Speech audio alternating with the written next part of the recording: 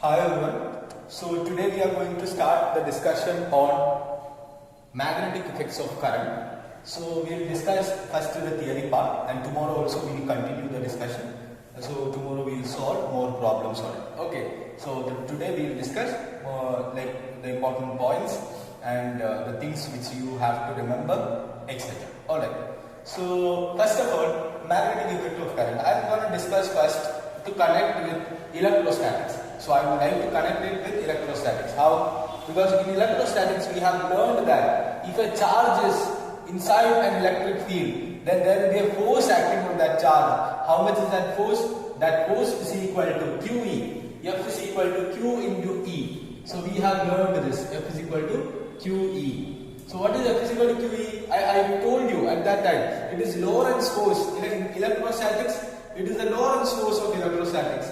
So similar to that, we have a Lorentz force in magnetic field. Actually, the first one is in magnetic field. So this is like similar to this. That is why we are calling it Lorentz force in electrostatics. So F is equal to Q into V cross B. This is what is the Lorentz force in magnetism.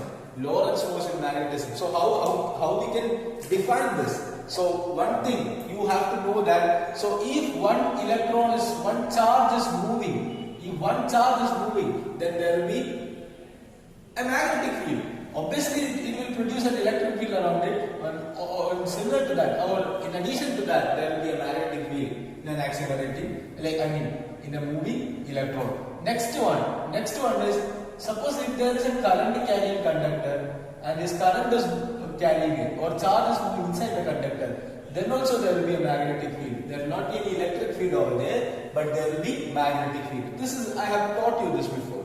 But my idea is, all of you listen, what is the force acting on that charge? That is equal to Q into V cross B. So it's a vector, right? So it is nothing but QVB sin theta into n cap. Okay, QVB sin theta into n cap. So because of V cross B is V into B into sin theta. So n is the vector. Okay. So again, suppose, look at this. What are we going to say?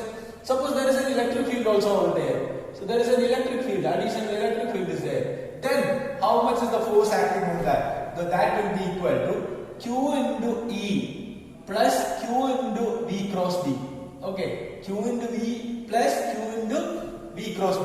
So in summation, like when you add both those things, you can write Q into E plus Q into V cross B. So we know that those two forces are vectors. So there will be a vector addition on that. No doubt in that. So but in vectorically we can write like this. Okay. By using vectors we can write like this. Alright. So now we are going to talk about F into Q. F is equal to QVB sin theta. Alright. Suppose there is a magnetic field like this. There is a magnetic field over there. And the charge is moving, or the charge is entering to it in a straight line, which means theta is equal to 0. Then how much will be the force acting on that? The force will be equal to Q into V into B into sin 0. Sin 0, 0. So it will be 0. Next one. If suppose it is entering in 90 degree with the field, then how much will be that? How much will be the value? That is equal to F into QVB sin theta. Sin 90 is equal to 1. So that is the maximum value. F is equal to QVB is the maximum value. So that maximum value, look at this. You have to understand this. That F is equal to maximum value will constitute a force which is similar to the centripetal force, or it will move in a circle. It will move in a circle, in a uniform circle. Look at this. Here is a Q. Here is a Q. Q is moving like this. Q is moving in a circle with a fixed radius. Okay. So I can say that. Look at this. If what is the force responsible for the motion in a circle? That is nothing but centripetal force. So I can write mv square by r. So what I have written here, look at this. mv square by r is equal to QVB. I write it here. It's very, very, very important. mv square by r is equal to QVB. This is the force equation we have. you can find out whatever you want from this. You can find out whatever you want from this. So if you want to find out R, radius of this circle, then what is the equation? R is equal to V got cancelled. It will be R is equal to mv divided by qb. R is equal to mv by qb. And what you want next?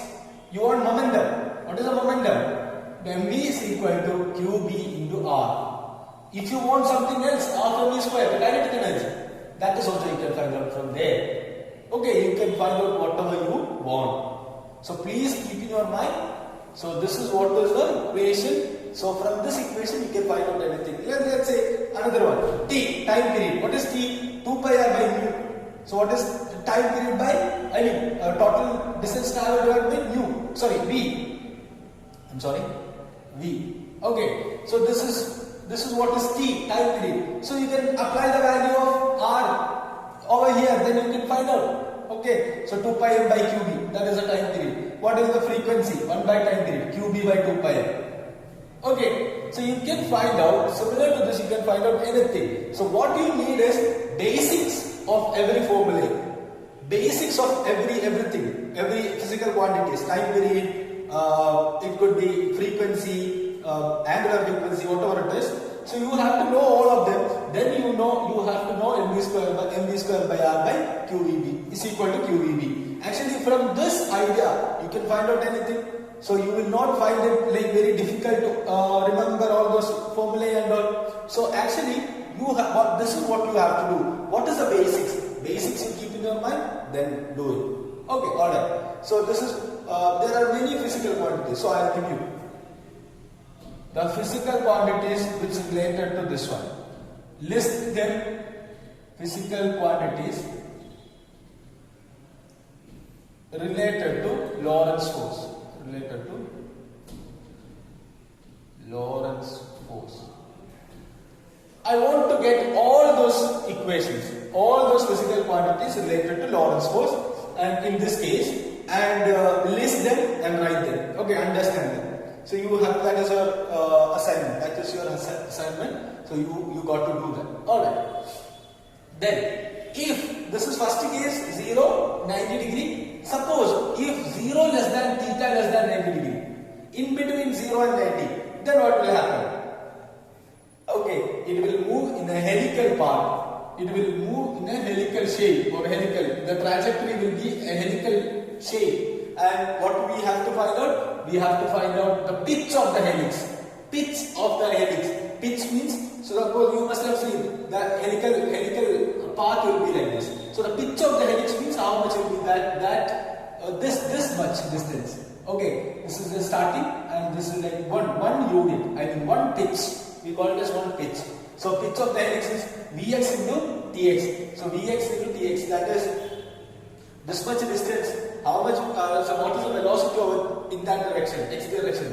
Tx is the time period. So Vx is equal to into 2 pi m by qb. So pitch equation is velocity in x direction into 2 pi m by qb. Alright. Then next step. So as I told you, if a current carrying conductor is placed inside a magnetic field, if a current is flowing through it, there will be a force acting on that. Alright. So my idea is, I would like to tell you something. How much will be the force acting on that particular conductor? Okay. So how much will be the force? Force is equal to integral I into dl cross d. So you must have been thinking, oh, I have seen something like this. So this is what we will discuss in coming thing, and it's somehow related to Biot-Savart law also. So here we have Biot-Savart law. Next we are going to discuss that, and when we discuss the force between two conductors and all, we use this. Okay. So because here B is what is magnetic field, external magnetic field. dl is the current element, that is a small length. And my idea is very simple. See, if you want to find out the force between two current carrying conductors, then you can consider one current carrying conductor, the force acting on one current carrying conductor and the second current carrying conductor. So there are two current carrying conductors, and you want to find out the force acting on this black one due to this blue one. Then what you can do? You can use the same equation and you can take the B, the magnetic field, external magnetic field as, suppose we want to find out the force acting on this. So the external magnetic field will be the magnetic field produced by this one and vice versa.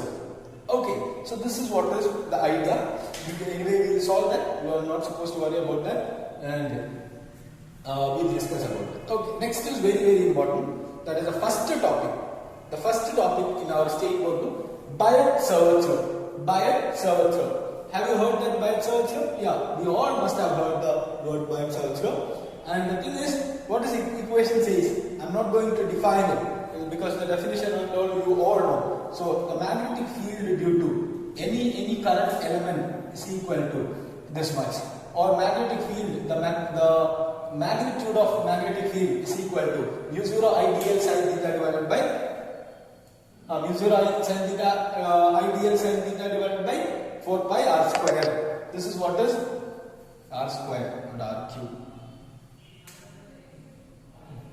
which is equal to mu 0 by 4 pi ideal sin theta by r square.